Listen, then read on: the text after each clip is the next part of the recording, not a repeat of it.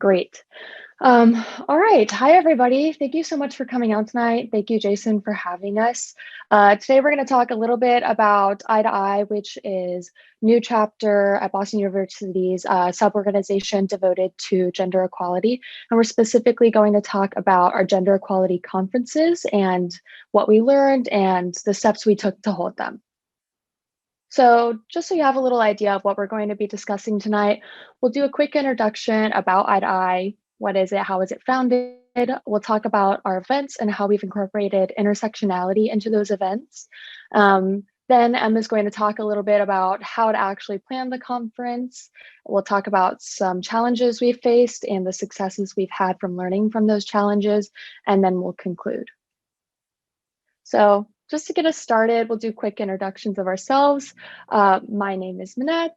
I am a senior. I'm going to be working at Oliver Wyman post-grad. I am the former president of Eye2Eye and the vice president of AKSI, or my chapter.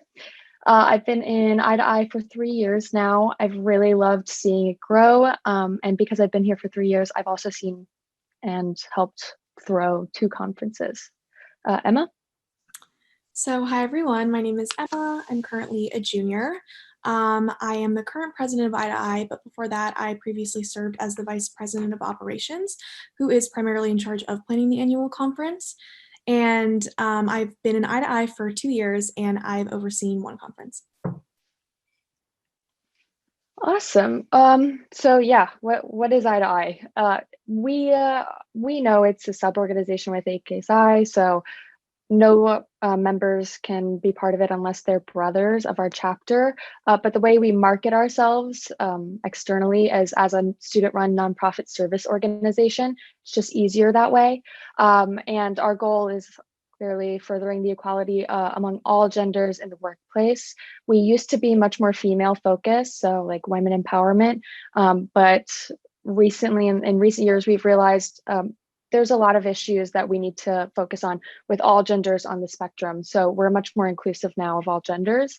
And we go about this goal through 2 ways. One is raising awareness of gender equality through fundraising, smaller events, and our biannual conference. And the second is showcasing our research regarding gender inequality. So we publish about 1 article a month written by students within Eye2Eye. So I'll just read this very quickly, just a quick background on how Eye2Eye was founded. It was founded by brothers of our chapter in 2016. The founders' own experiences within the workplace, as well as collegiate discrimination, including at BU, as well as some eye-opening research conducted by organizations like I2C, are all what pushed the founders to create Eye2Eye. So just to talk a little bit about the events we hold and how we incorporate intersectionality into those events. There's 4 primary ways in which we go about incorporating intersectionality, which we think is really, really important because you're not only experiencing discrimination because of your gender, there are going to be other factors that kind of pile onto that. So the first way is by collaborating with other cultural clubs on campus. So one example is Pride in Business, which is a LGBTQ professional club. We also really try to seek out diverse speakers for all of our events and conferences. So that includes diversity in terms of culture, race, gender, sexuality, and many more factors. And we really try to include all genders on the spectrum. So we try to make sure, especially for our conferences, that we do have at least a couple speakers that are male, non-binary, transgender, or in any way gender non-conforming. We also have recently created a diversity and inclusion committee within our chapter as of last semester. And Eye2Eye also hosts educational workshops with brothers during chapter, as well as pledges during pledge meetings. So for our biannual conference, which is what we really want to focus on tonight because it is a huge part of what Eye2Eye does, and we're super proud of how far we've come over the last couple of years in terms of throwing our conferences. It's really just an opportunity for us to showcase the research we've created, expose students to important concepts, which we'll discuss a little bit later, and connect students with open-minded companies. So companies that want to recruit diverse students who care about things like diversity and inclusion. And the main goal of the conference is to educate as many students as possible and really give them an opportunity to network with companies and professionals, as well as ask questions to real professionals in the workplace in terms of how they've encountered discrimination, how their gender has played into that, and how owning their gender has empowered them in the workplace. So our 2018 conference, which is the first conference that I helped throw, I guess, the theme was the confidence gap. So if you don't know what the confidence gap is, that's okay. That's the point of the conference, is teaching people. So the confidence gap focuses primarily upon the rarity of female leadership positions due to lack of self-confidence in comparison to men. So as you can tell, this was when we were focusing much more on female empowerment and less all genders on the spectrum. You'll see a contrast when we talk about our 2021 conference. But the confidence gap is really like, for example, when men and women are thinking about applying to a new position and say there's 10 requirements for the job, women won't apply unless they get at least 9 of those. Historically and based on the research. Men, if they hit about 3 or 4 boxes, they say, hey, why not give it a shot? And so that's just one example of what the confidence gap is and what we discussed at this conference. Our keynote speakers included Rachel Bosick, the CEO and founder of the Brand Girls. She is amazing. If you are looking for a speaker on this topic, I highly recommend you reach out to her. And Ellie Terry, who is the Director of Culture and Engagement for Liberty Latin America. This conference also included a fireside chat with other professionals and an opportunity for students to talk to them and network with them, ask them questions. So our 2021 conference, which was very recent, it was in February, was supposed to be in 2020, but as you know, COVID changes things. So we had to move it. The theme we went with was Power, Accept No Limits, Exceed Your Own. Emma was actually the one who came up with this theme, and I loved it. I think the reason we went with this, because it's very broad, the reason we went with it is because we did switch to more of an all-encompassing, all genders on the spectrum goal. And this theme really let the speakers interpret that however they wanted to. So it really didn't confine them, because every speaker is going to have their own thoughts and experiences, and they want to tell their story the way they want to tell it, and we don't want to confine them. So it's really exploring the power within you and combating workplace imbalances across competitive industries, a lack of women in high power and high salary positions, and the feeling of your contributions carrying less weight compared to your workplace counterparts due to your gender or due to how you were treated because of your gender or gender expression. Our keynote speaker was Rana El Kaliubi, who is the CEO and founder of Affectiva. Again, an incredible speaker you should reach out to if you're interested in having some sort of conference like this. This conference was also a little different in how we designed it. So instead of having like roundtable discussions, we had 3 breakout sessions, which were hosted by our partner clubs. And they each had their own panel with a variety of industry professionals. So now I'm going to pass it off to Emma, who's going to talk a little bit more about the nitty-gritty of how to plan a conference. Hi, everyone. So I'm going to kind of break this conference planning down into 4 major aspects, just because in the 2 conferences we planned, we find these are like the main focus of our planning committees, as well as the e-board as a whole. So I'm going to talk about outreach to speakers and how we communicate with them, funding for the conference itself, how we market the conference on our social media platforms, and also the organizations that we chose to partner with and how we went about that.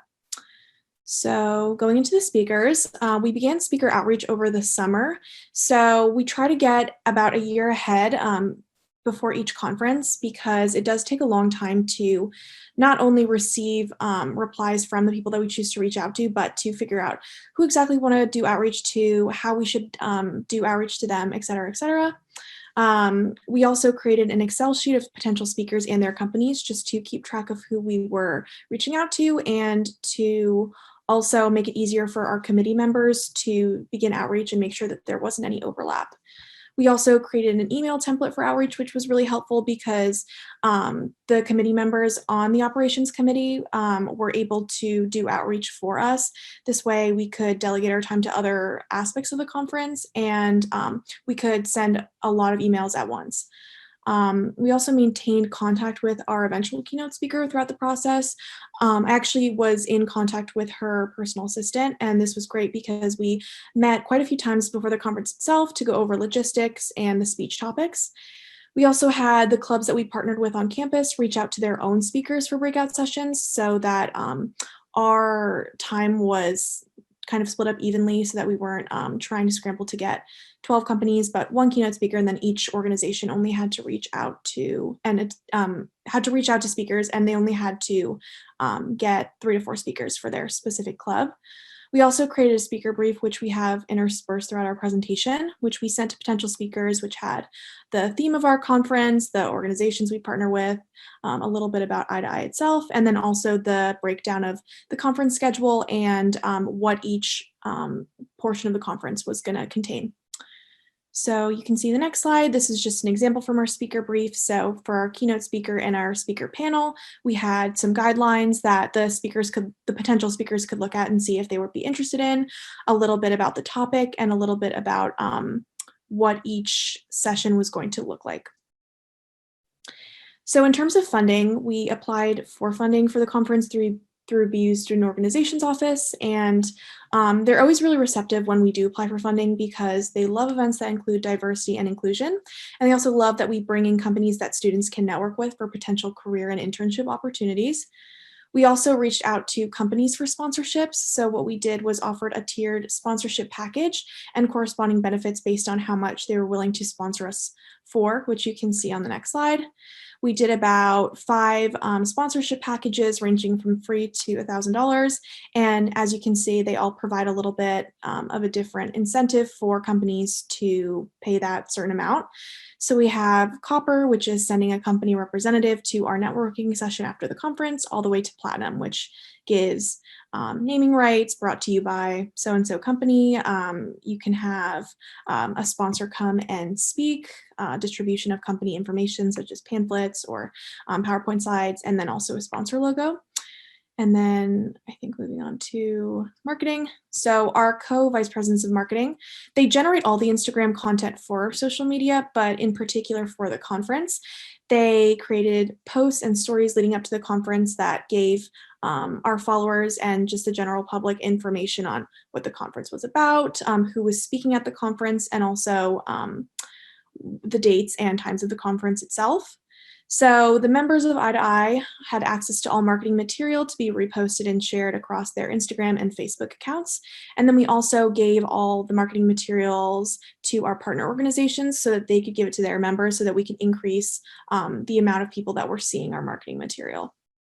And then in terms of club partnerships, we partnered with 3 organizations at Boston University for breakout sessions. And this was done mostly through our personal and professional network with other students that we knew in these clubs. So like Minette mentioned before, we have Pride in Business. We also have BizTech, which focuses on business in the technology industry. And then we also have Guerrilla Marketing Society, which does marketing for companies. And they were basically tasked with speaker outreach for their respective breakout sessions, as well as creating a topic and a list of questions for that session. We gave these clubs a lot of freedom with how they wanted the conversations to go. We just gave them the confines of a certain amount of time and made them just have about 3 to 4 speakers that would participate in this panel. And we offered a small Q&A session at the end for the attendees. So as you can see, this is another portion of our speaker brief, and we included a little blurb about what each organization does. We also included Eye2Eye or AKSI in our speaker brief as well, just because we are a subsect of AKSI, so it's important for people who are interested to know where we come from. And also the websites of each organization if people were curious to check them out. So now we're going to go into some challenges and successes from our conference in 2018 to our conference in 2020, and Minette's going to lead us with the challenges at first.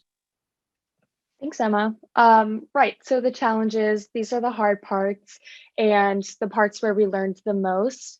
I think we learned a lot more from our 2018 conference, despite the lack of bullet points. But I would say the biggest challenge for our 2018 conference was attendance. At that point in time, Eye2Eye actually only had about 3 to 4 members. So putting on an entire conference was a huge feat. And obviously things are going to slip through the cracks. And one of those things was marketing. We just I guess just didn't do it or just didn't do it enough. We didn't know how to bring in people. So honestly, for our first or for our 2018 conference, pretty much the only people who attended were the pledges who were required to be there, which was great. I hope they learned a lot, but we wanted some more people than that for sure. We also had to deal with a lot of red tape. We didn't really know what we needed to register by when and with who. And if your schools are anything like BU, there is a lot of red tape. So kind of having that organized prior to a conference would be very helpful. But we did not have that at the time, largely due to the lack of transition of information from our old e-board. So we actually have had one conference before 2018, but that was before my time at BU even. So there was just no transition of, oh, here's what you need to know, here's what we learned from our conference so you could succeed. We were basically starting from scratch. And then for 2021, as you can imagine, most of the issues came from transitioning to a virtual format. Our conferences before were wholly in person, and obviously we cannot do that during COVID times. So the transition to a virtual format was difficult. And then especially combating what we call Zoom fatigue. I don't know if you guys call it the same thing, but it's really hard to keep people engaged when you're on your laptop looking at a screen all day long, especially our conference was on a Saturday for 3 hours. It is hard to keep people paying attention. So that was a big aspect of like how we organized the conference. We also didn't leave enough time during or between breakout sessions. We left about 5 to 10 minutes. We thought that would be enough, but getting people to transition from one link to another link, which we had to do at least once during the conference, was a little messier than we had anticipated. Additionally, great problem to have, but people were actually so interested in the panels and they were asking so many questions and the speakers were so passionate about what they were talking about that most panels actually ran over time. So we ended up pretty behind schedule. So just having some more time would be smart. We also had simultaneous breakout sessions. So the reason we did this is because our partnered clubs, maybe you're interested in one and not the other, and we figured simultaneous ones would save time for attendees, so it wouldn't be a 6-hour conference. And this works actually pretty well in person. It did not work well virtually because you had to get a whole entire other link, and just the whole transition was much less seamless than we had anticipated. And there was a lack of attendance at the networking session. We thought that would be the biggest draw of the conference. Like there would be the most people there, and pretty much no one was there except for people who were in our clubs and our partner clubs, which was sad for the company representatives because, you know, we did waste a little bit of their time. Oops. But I think that was mainly because people nowadays, I think, network primarily over email. So I think people were thinking, oh, I've been here for 3 hours. I have their email. I can reach out to them and talk to them one-on-one at a later time. And then Emma will talk about the fun part, which is actually our successes. So we definitely learned a lot and improved a lot between 2018 and 2021. One of the biggest things we learned was that the virtual format made coordinating speakers much easier. Obviously, for speakers who don't live in the greater Boston area, it can be difficult to arrange their travel accommodations and accommodate their schedules for our conference. But because it's online, it can be easily done from anywhere as long as you have Wi-Fi and good access to a computer. So it definitely made speakers more willing to discuss possibly attending the conference with us, and ultimately gave us our keynote speaker, which I don't know if we would have been able to have her come to the conference if it was not virtual. And then also in that same vein, it's easier for attendees to come to our conference because they don't have to worry about the location. And if they have something later in the day, it can just be done easily from their home.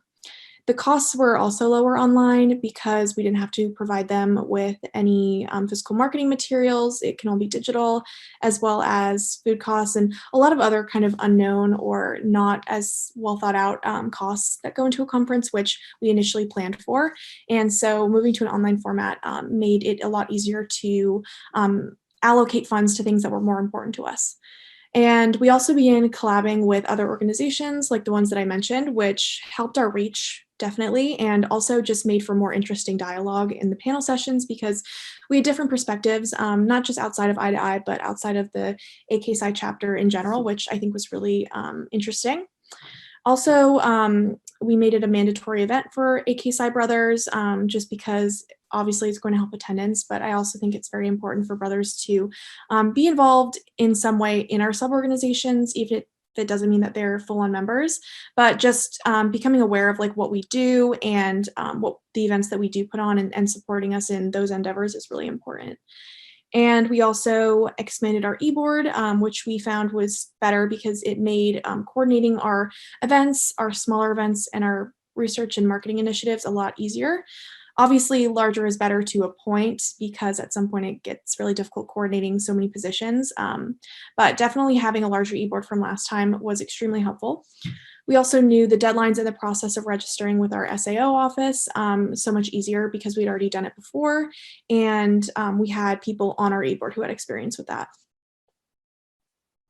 So thank you guys so much. We hope you learned something, and obviously we'll get to questions later, but thank you for your time, and